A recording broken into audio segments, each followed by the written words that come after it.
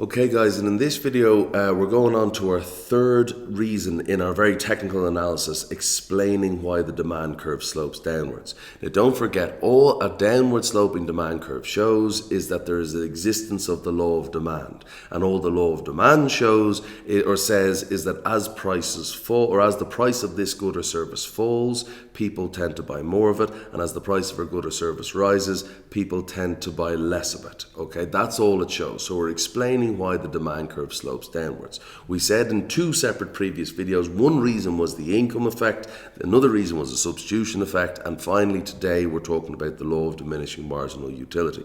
Now the law of diminishing marginal utility states that as extra units of a good or service are consumed, eventually a point will be reached when the extra happiness received from the last unit consumed will begin to fall. Okay, that's what it means. A great example, I've got another one here, but a great example, I think about like when a song that you really love comes out and you just listen to it over and over and over again. By the end, you're absolutely sick of it. And what that is showing is the law of diminishing marginal utility. As you continue to consume more and more of that song, you're listening to that song, the extra happiness that you get each time you listen to it will most likely fall, at least after a certain point. Okay, another great example which I'll be using today is food.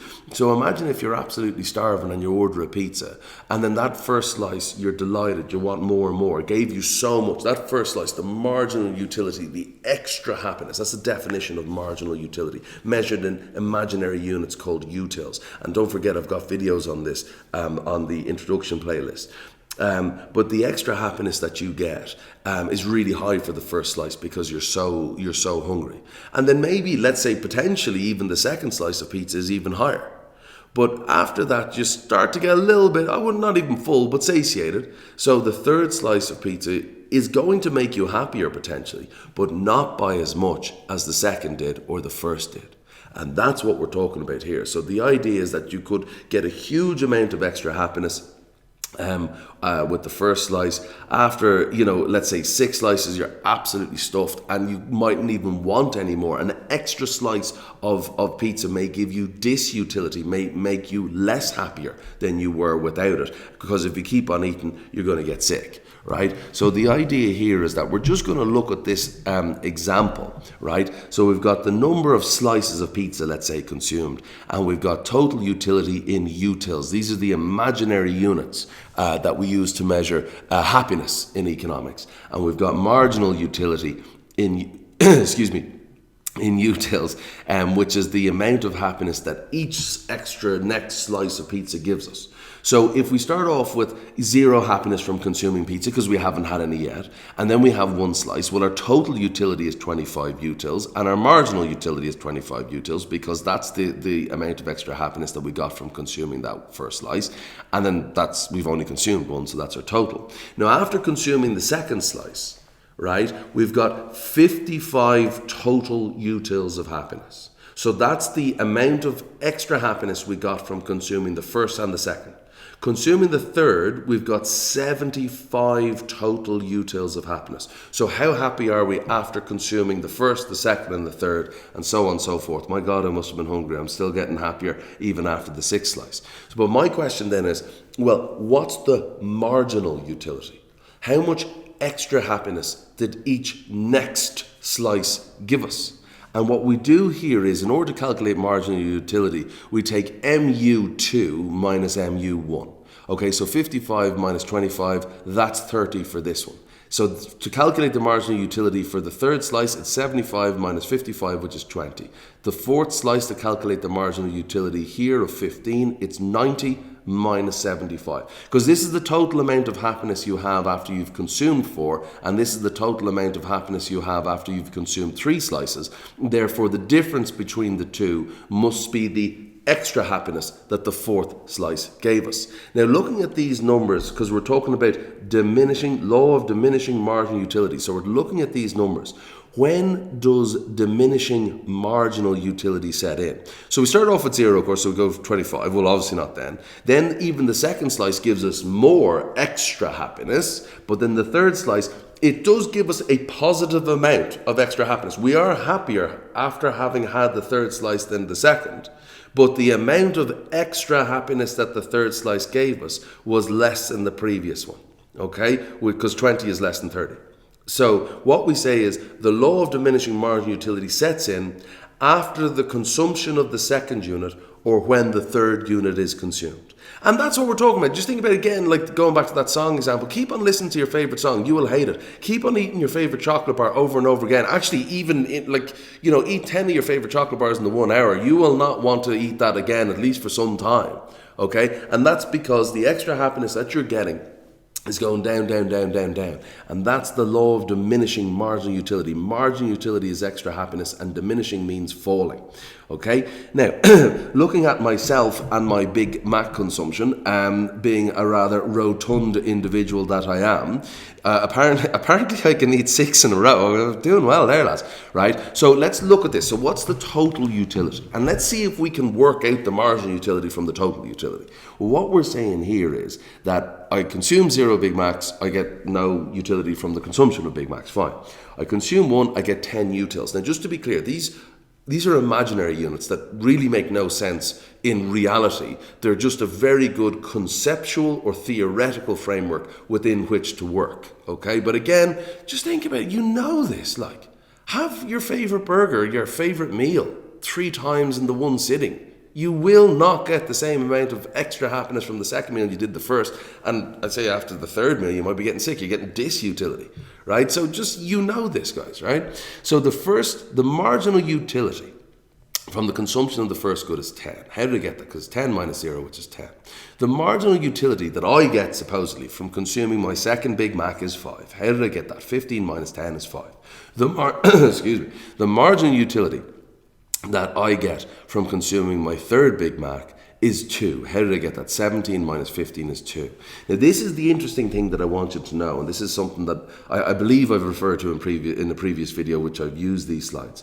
On the 5th Big Mac, because don't forget, we're always taking it's marginal utility divided by price, right? That's the equimarginal principle, right? Which I've explained in the introduction videos. So we're saying that it's 5, the 5th Big Mac is 18 totally. I get 0 extra happiness. I don't get disutility, I just don't get utility.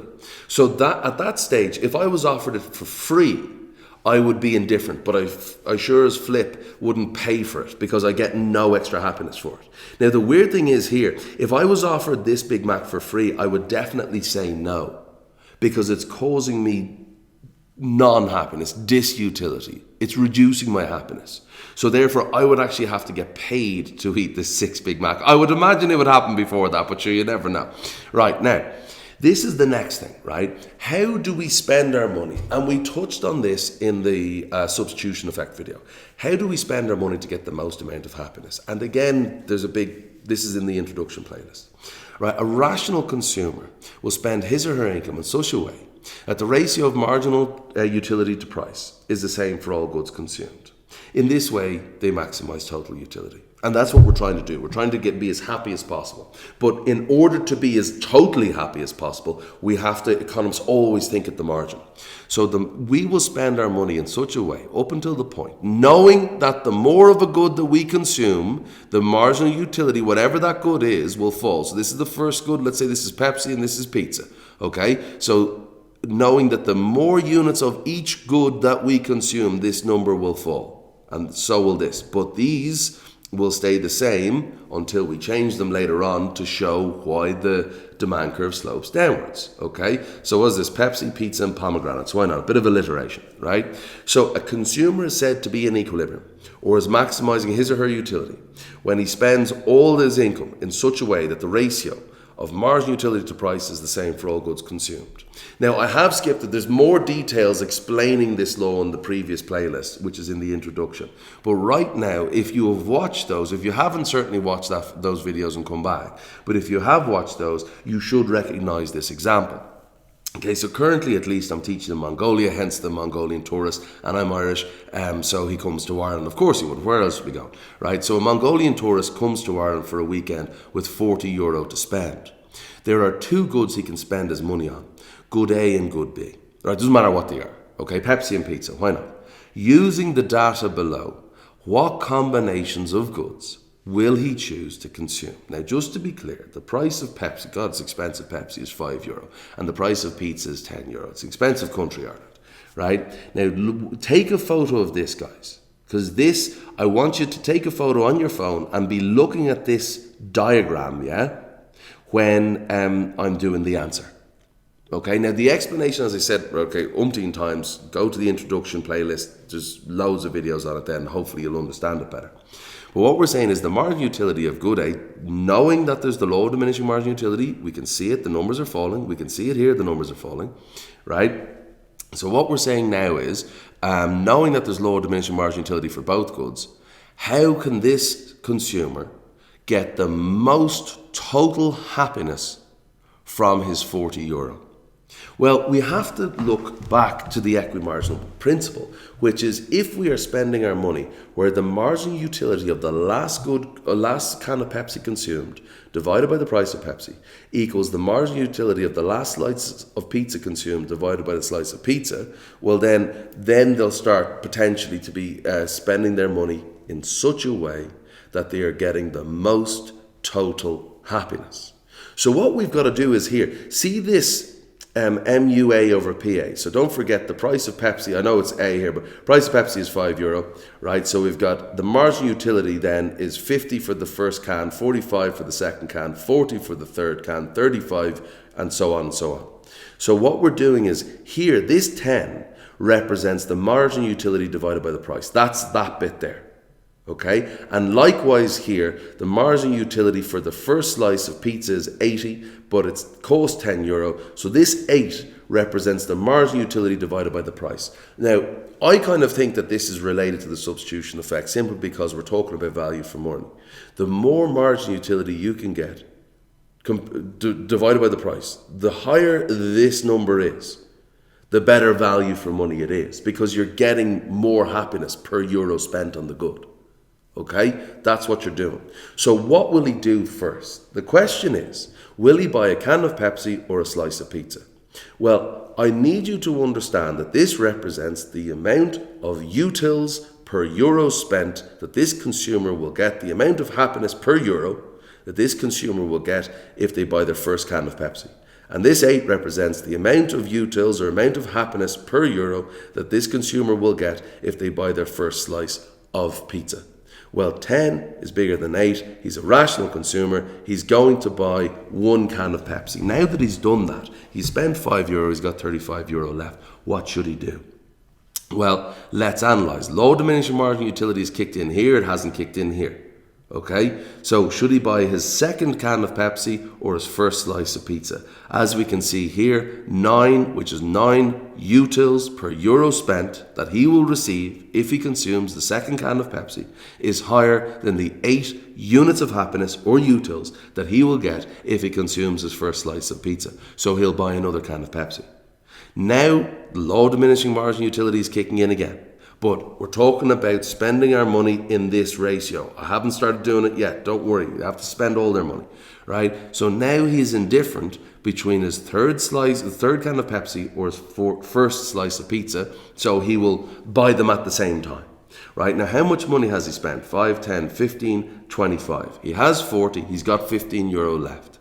He is indifferent between his fourth can of Pepsi and a second slice of pizza, so therefore what he will do is buy one of each. Now he spent 5, 10, 15, 20, 30, 40. All his money is spent. He has no further opportunity for maximising or increasing his utility. He has spent his money in such a way that the ratio of marginal utility divided by price for Pepsi is the same as the ratio of marginal utility divided by price for pizza, 7 equals 7. Okay, so that's it. Now don't forget, the price of pizza was €10, the price of Pepsi was 5. Let's have a look at this. There has been a price change. There has been no change in any of the numbers that I have given here, but there has been a price change. The price of pizza has fallen. Now, the law of demand says when the price of pizza falls or the price of any good falls, we buy more of it. Absolutely fantastic. Now, let's see what will happen according to the equimarginal principle, which takes into account the law of diminishing marginal utility. You can take another photo of this, guys. The only difference is that the price of Pepsi has fallen. pizza, has fallen. So we have to spend our money in such a way that the ratio of marginal utility to price is equal for both Pepsi and pizza. Now let's look at this. Because the price of pizza has fallen, the value in terms of utility per euro spent, in terms of happiness per euro spent on pizza has increased. So what should he do first? Well, should he buy his first slice of pizza or his first can of Pepsi? Well, he should buy a slice of pizza because 16 is greater than 10.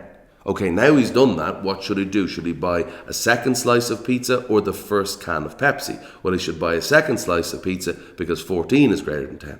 Now what should he do? Should he buy his third slice of pizza or his first can of Pepsi? Well, he should buy his third slice of pizza because 12 is higher than 10. Now what should he do? Should he buy his fourth slice of pizza or his first can of Pepsi? He is indifferent between the two. Okay, so what he will do is buy one of each. Now, how much money has he spent? 5, 10, 15, 20, 25. Don't forget he's got €40. All right, now what should he do? Should he buy his second can of Pepsi or his fifth slice of pizza? Well, 9 is greater than 8, so he should buy his second can of Pepsi. Right, so 5, 10, 15, 20, 25, 30. He's got €10 left. What should he do? Should he buy his third can of Pepsi or his fifth slice of pizza? And he's indifferent to between the two because 8 is equal to 8. So basically what he's doing here is he'll buy both, and that is him. His total happiness is maximized. Check the numbers. You cannot get a higher amount of total happiness from the €40 given the previous table that I've given you where all the numbers are. Okay, now let's explain this in terms of LDMU. Again, downward sloping demand curve. Why? Well, basically, as the price falls, people buy more of this good. Why in terms of law of diminishing marginal utility? Well, basically what we're saying is the price of the good has fallen. I am getting more marginal utility per euro spent on this good than it was before. Therefore, I buy more of this good and less other goods.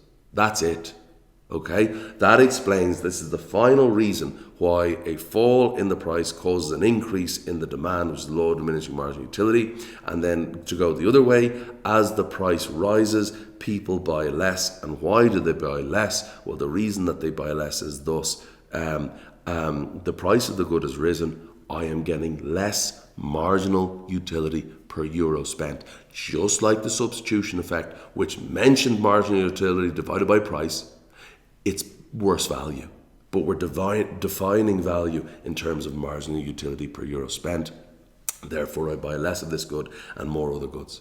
Now, guys, that may be technical. Maybe you need to go back to the introduction playlist and have a look at that again. The law of diminishing marginal utility and the equity marginal returns, or the principle of the equity marginal returns. But I really, really hope this helps. Thank you so much for watching, and I really hope to see you in the next video.